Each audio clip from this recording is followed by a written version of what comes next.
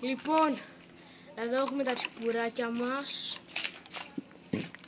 και σήμερα θα λουστούμε με αυτά γιατί μας αρέσουν τα τσίπουρα. Έχουμε δώσει 1.000 ευρώ για τσίπουρα. Ρε, 1 ευρώ κάνουν.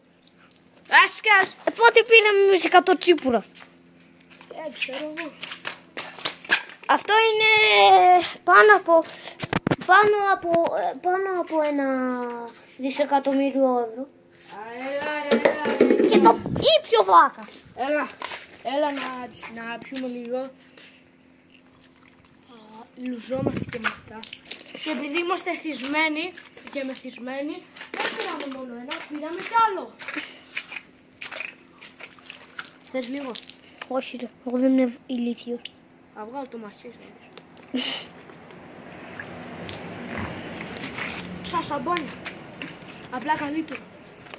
Καλέ, ποιος είναι αυτός? Ρε, θα πάω σε λίγο στο νοσοκομείο, το ξέχασες. Από το πολύ μεθύσει. Ξέρεις κάτι, δεν το σκέφτηκα. Λοιπόν, εγώ πάω να πιω άλλα 10 τσίπουρα.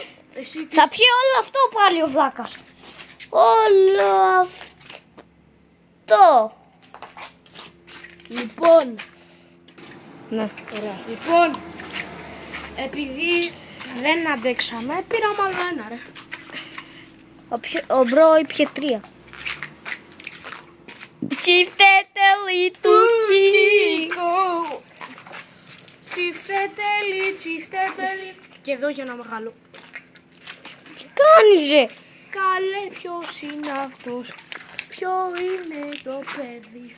Το είδα μόλις μπήκε και έχω τρελαθεί. Καλέ, ποιος είναι αυτός? Λοιπόν, σταμάτα το βίντεο λίγο να πάμε να πάρουμε κι άλλο. Το πάτησα, να. Λοιπόν, αυτό το βλέπετε. Πήραμε κι άλλο. Γεμίσαμε το κουβαδάκι με τσίπουρο. Και πήραμε άλλο ένα για να λουστούμε περισσότερο.